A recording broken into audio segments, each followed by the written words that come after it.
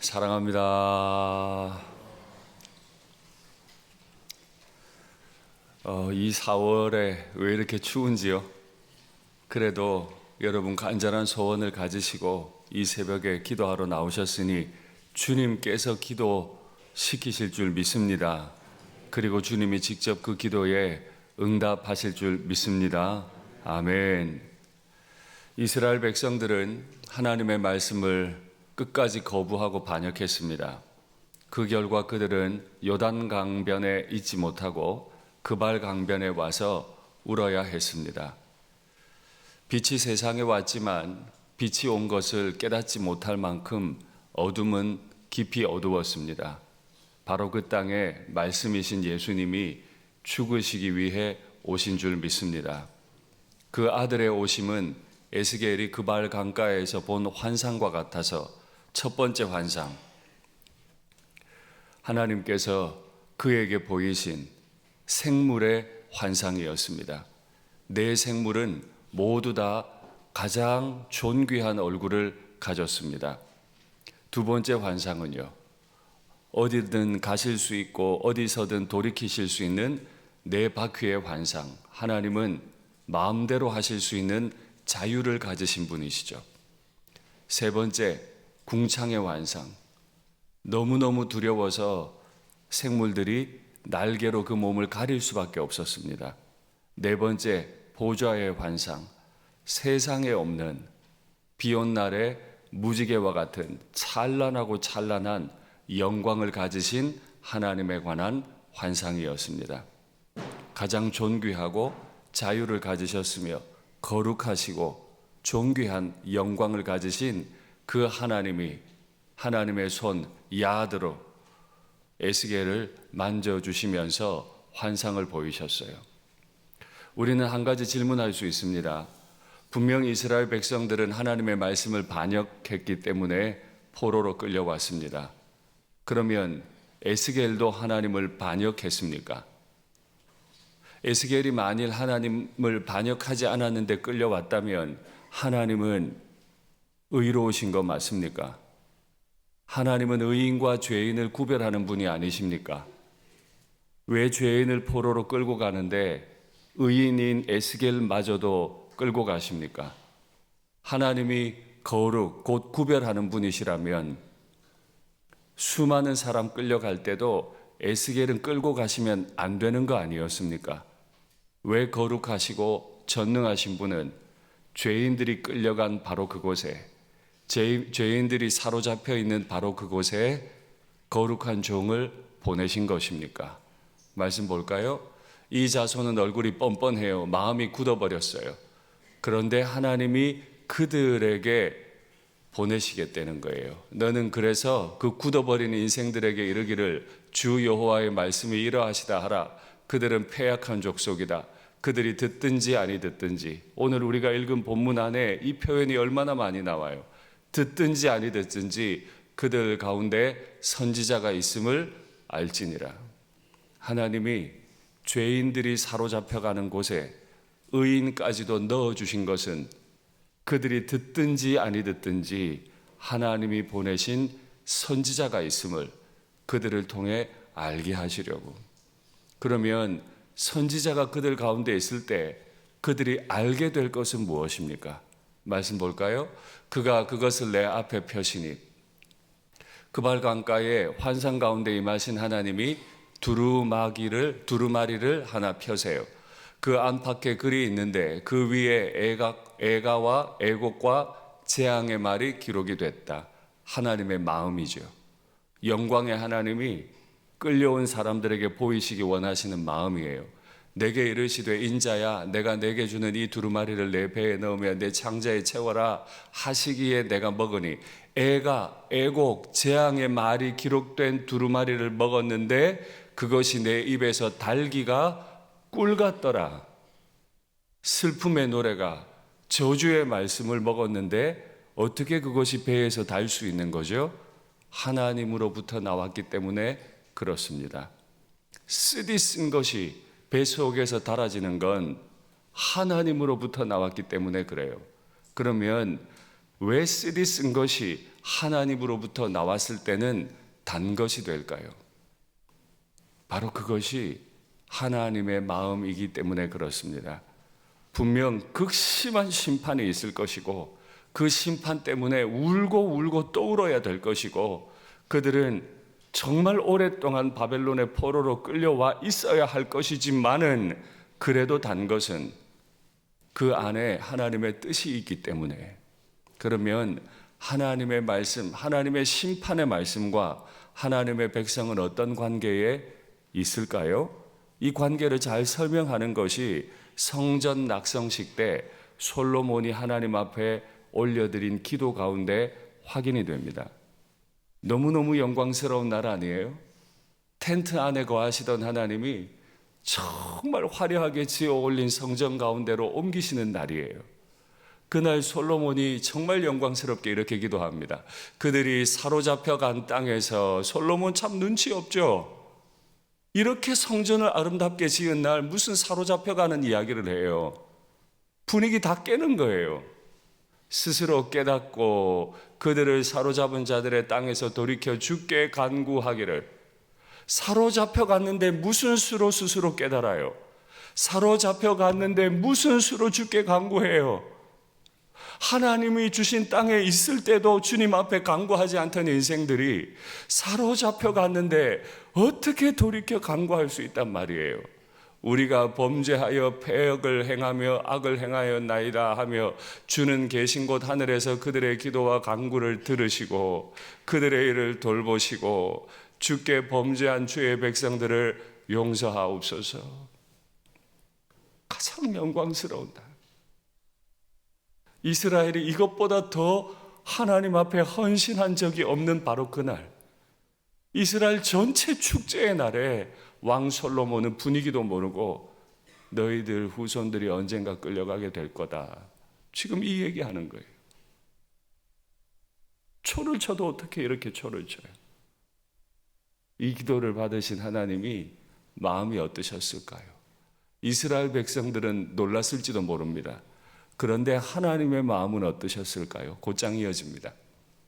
솔로몬이 기도를 마침에 불이 하늘에서부터 내려와서 그 번제물들과 제물들을 사르고 여호와의 영광이 그 성전에 가득하니 여호와의 영광이 여호와의 전에 가득하므로 제사장들이 여호와의 전으로 능히 들어가지 못했다. 제가 성경에서 아주 좋아하는 부분입니다. 얼마나 하나님의 영광이 컸으면 제사장들이 하나님 앞에 제사드리러 못 들어갔대요. 그대로 우리에게 적용하면 하나님의 영광이 너무 커서 저는 여기서 말씀을 못 전해요. 여러분들께서는 직분을 받았지만 내가 장로입니다. 내가 집사고 권사입니다. 내가 순장이고 주일학교 선생님입니다. 말을 못해요.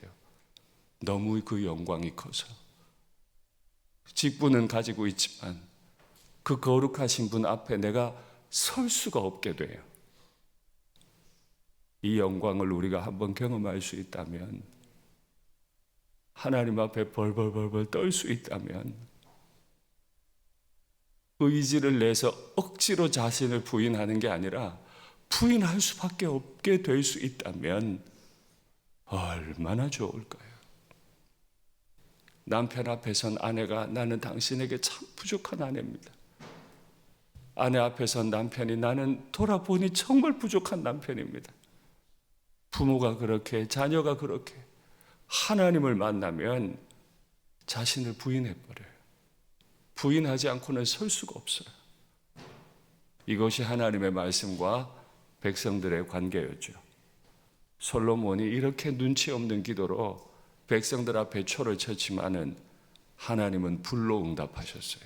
너무 기쁘셨던 거죠. 그리고 그날 백성들 가운데 어떤 변화가 있었을까요?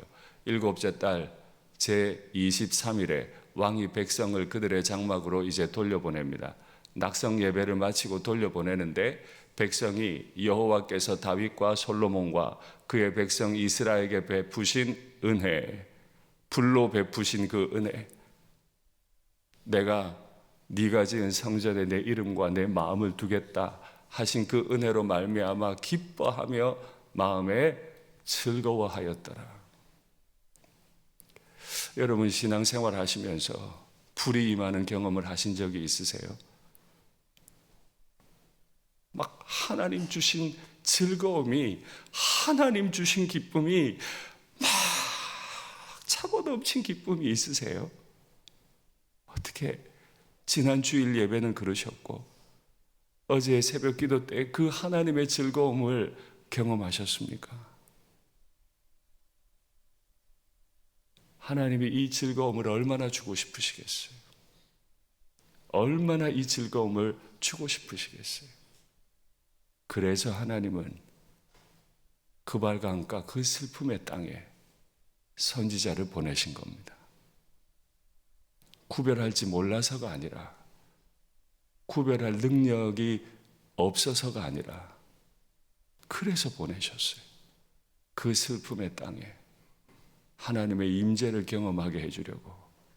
비록 쓰디쓴 말이 되겠지만은 그 말씀이 끝날 때 하늘에 불이 임하고 마음에 즐거움 주시려고 하나님이 선지자를 보내심을 믿습니다. 여러분 기억하셔야 돼요. 선지자 보내심은 하나님의 선물이에요. 이 땅에 교회를 세우심은 하나님의 선물인 줄 믿습니다. 말씀을 가르치는 목회자가 있다는 건 하나님의 선물인 줄 믿습니다. 여러분 미우나 고우나 담임 목사는 여러분의 선물인 줄 믿습니다. 확실히 그렇습니까? 네. 왜 제가 부족함이 없겠습니까? 왜 저라고 실수가 없고 여러분 마음에 들지 않는 일이 왜 없겠습니까? 마귀는 그 관계를 끊을 겁니다. 하나님을 대적할 수 없는 마귀는 저와 여러분의 관계를 끊고 여러분과 평신도 지도자와의 관계를 끊어버릴 겁니다. 그래서 말씀이 들리지 않게 할 겁니다. 이 하나님의 영광을 못 보게 만들 겁니다.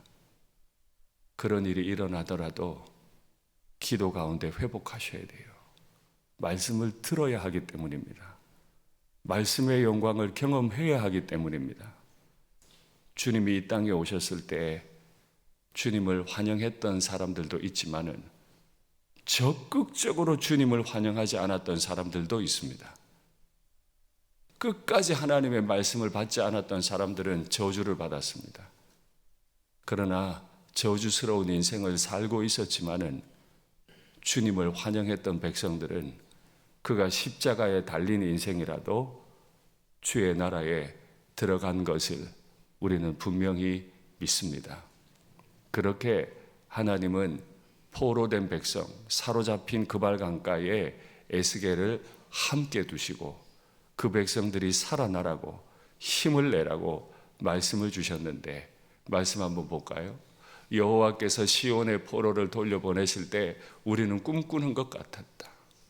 이거 하려고 돌려보내실 때 꿈꾸는 듯 돌아오게 하려고. 그때 우리 입에는 웃음이 가득했고 우리 혀에는 찬양이 찼다. 포로로 끌려갔다 돌아오는데요, 웃음과 찬양이 차요. 그때 문나라 가운데서 말하기를 여호와께서 그들을 위하여 큰 일을 행하셨다 하였도다. 여호와께서 우리를 위하여, 수많은 사람들이 유다 백성이 포로 귀환하는 걸 보고 여호와가 큰 일을 행하셨구나 말할 뿐 아니라 그들 스스로가, 하나님을 반역했던 그들 스스로가 여호와께서 우리를 위하여 큰 일을 행하셨으니 우리는 기쁘다. 만일 선지자가 포로로 끌려가지 않았더라면, 말씀이 없었더라면, 예수님이 이 땅에 오지 않았더라면 우리는 죄의 포로에서 고향 땅으로 못 돌아갑니다. 아버지께로 못 돌아가요. 선지자가 없었더라면, 말씀이 없었더라면 돌아가는 은혜를 주셔도 여호와가 우리를 위해 큰 일을 행했다고 깨닫지 못했을 겁니다. 깨닫게 하기 위해, 진짜 즐거움을 주시기 위해 하나님은 하나님의 종들을, 선지자들을, 말씀이신 예수님을 바로 사로잡힌 자 가운데 보내신 것을 믿습니다. 그렇게 에스겔이 하나님 앞에 엎드려 말씀을 받았죠. 하나님이 어떤 말씀을 주셨고 에스겔은 어떤 형편이 되었을까요? 때에 주의 영이 나를 들어 올리시는데 환상 가운데 에스겔을 들어 올리시는 겁니다. 내가 내 뒤에서 크게 울리는 소리를 들으니 찬송할지어다 여호와의 영광이 그의 처소로부터 나오는도다. 어제 보신 영광입니다. 말로 표현할 수 없는 영광입니다. 사람이 그림으로 그릴 수 없는 영광이 그의 처소로부터 나온다고 막 소리가 들리기 시작해요. 근데 그 영광의 소리를 듣는데 내가 근심하고 분한 마음으로 가니, 이 영광을 두고 백성들이 하나님을 버린 거예요. 그래서 하나님은 그 사랑하는 백성들을 심판하신다는 거예요. 여호와의 권능이 힘있게 나를 감동시키더라. 이에 내가 델 아비브에 이르러, 저 델 아비브는 현재 이스라엘에 있는 텔 아비브가 아닙니다. 바벨론 땅에 있는 델 아비브입니다. 그 바벨론 땅 델 아비브에 이르러 그 사로잡힌 백성 곧 그발 강가에 거주하는 자들에게 나아가 그 중에서 두려워 떨며 7일을 지내니라. 하나님이 선지자에게 보여주신 내용이 너무 분한 내용이라 이 백성이 어디까지 어떻게 망가질지, 하나님이 이 백성을 어떻게 심판하실지, 얼마나 더 아프게 될지를 다 봤기 때문에 너무 분한 거예요. 너무 마음이 아픈 거예요. 여러분 어떠세요? 죄가 저와 하나님과의 관계를 끊는 게 어떤 것인지 분하십니까? 신앙생활 하다가 이 분한 마음이 우리 가운데 좀 있으면 좋을 텐데요. 하나님의 말씀을 내게 주시는 말씀으로 읽다가 내가 이렇게 된다고, 우리 집안이 이렇게 된다고, 내 새끼들이 이렇게 된다고, 이게 막 분해야 될 텐데요. 두려워야 될 텐데요. 내 자녀들 안전합니까? 안전합니까? 내가 어떤 일이 있어 지금 이 세상을 떠나 주님 앞에 서면 내 자녀들 원망 없이 하나님을 섬길 수 있겠습니까? 반역 없이 하나님을 섬길 수 있겠습니까? 우리가 깨어 기도하듯 내 새끼들 내가 없을 때도 특별 새벽 기도 때 나와 기도할 수 있겠습니까? 보통 일이 아니에요. 다 때가 되면 하겠지. 언제요? 공부는 그렇게 열심히 시켰는데, 가기 싫은 거 등 떠밀어서 공부는 시켰는데, 주님 앞에 엎드려 기도하는 일에도 분한 마음 가지고 시키셨습니까? 너무 두려우니까 이 영광의 말씀을 받고도 에스겔이 7일 동안 말을 못해요. 벌벌벌 떨고 누워만 있어요. 저는 이런 말씀 받고 싶지 않으나 이게 제가 걸어가야 할 길이라면, 아버지 제가 이렇게 살게 하옵소서. 2장과 3장은 에스겔의 소명 기사를 다룹니다. 너무 두려워하니까, 너무 어려워하니까 듣든지 아니 듣든지, 그들이 얼굴을 철판을 깔고 있든지 말든지 너는 선포해야 한다. 너는 선포해야 한다. 계속 말씀하세요. 그런데 에스겔이 함부로 행동할 수는 없어요. 주의 영이 내게 임하사 나를 일으켜 내 발로 세우시고 내게 말씀하여 이르시되 너는 가서 내 집에 들어가 문을 닫아라. 집에 들어가 문 닫아버리면 어떻게 선포해요? 너 인자여 보라, 무리가 내 위에 줄을 놓아 너를 동여 매리니. 무리들은 에스겔을 찾아와서 예언을 못하도록 묶어버려요. 네가 그들 가운데서 나오지 못할 거다. 내가 너의 혀를 네 입천장에 붙게 해서 네가 말 못하는 자가 되게 만들 거다. 그들을 꾸짖는 자가 되지 못하게 할 거다. 그들은 패역한 족속이기 때문이다. 이게 무슨 일이에요? 사로잡혀 간 자 중에 선지자를 보내셨으면 말을 하게 해야지. 이렇게 끙끙 앓고 있으면 말을 하게 해야지. 문 닫고 들어가라 그러고 묶여 있을 거라 그러고, 심지어 하나님이 직접 에스겔의 혀를 입천장에 붙여버리셔서 말을 못하게 만들어 버릴 거래요. 왜요? 이 백성들이 말을 받을 준비가 안 됐어요. 그들은 패역하기 때문에 더 혼나야 된다는 거예요. 선지자는 이렇게 외롭습니다. 말씀을 받는다는 것은 이렇게 외로운 거예요. 말씀을 따라 사는 것, 말씀을 보이는 것, 너무너무 외롭고 고통스러운 일이에요. 하나님이 말 못하게 하면 그 어떤 말도 할 수 없는 게 선지자예요. 우리 예수님이 땅에 오셔서 얼마나 고난을 당하셔도 털 깎는 자 앞에 있는 양과 같이 잠잠하였도다. 말할 수 있지만 말하지 못하셨어요. 십자가에서 내려오실 수 있지만 잠잠히 그는 십자가에 묶여 계셔야만 했습니다. 왜요? 이 백성이 너무 패역해서. 그러면 어떻게 말할까요? 사로잡힌 자 가운데 선지자를 보내셨는데 그럼 어떻게 말할까요? 그러나 내가 너와 말할 때 네 입을 열리니. 선지자는 하나님이 말씀을 주실 때만 말할 수 있어요. 주제넘게 말하고 다니면 안 돼요. 오직 하나님이 나에게 말을 주실 때만 내가 말할 수 있습니다. 이게 진짜로 하나님 만난 사람이죠. 아버지의 일을 행하는 것이 내 양식이다. 주님 말씀하셨죠. 너는 그들에게 이르기를 주 여호와의 말씀이 이러하시다 하라. 들을 자는 들을 것이요 듣기 싫은 자는 듣지 아니하리니 그들은 반역하는 족속임이니라. 선지자가 포로된 그 사로잡힌 자 가운데 함께 있는 이유, 하나님이 말하게 하실 때 말하기 위해. 그래서 그 백성들이 스스로 깨닫고 돌아와 주님 앞에 간구하게 하기 위해 주님은 선지자를 거기에 보내셨습니다. 그러면 하나가 남아요. 선지자가 어떤 말씀을 주시든 그 말씀을 내게 주시는 말씀으로, 내 가정에 주시는 말씀으로 받으실 수 있겠습니까? 우리 목사님 아무리 말해도 목사님은 사람 아니야? 목사님은 그렇게 살아? 내가 보니 목사님도 별로던데. 주님을 방문 닫고 들어가라 하실 겁니다. 우리가 아무리 예배를 드려도 하나님의 음성이 우리 가운데 들리지 않는다면 하나님 책임이 아닙니다. 내가 듣고 싶지 않은 겁니다. 내가 듣고 싶지 않은 겁니다. 최근에 말씀을 들으시면서 가슴을 찢으신 일이 있으세요?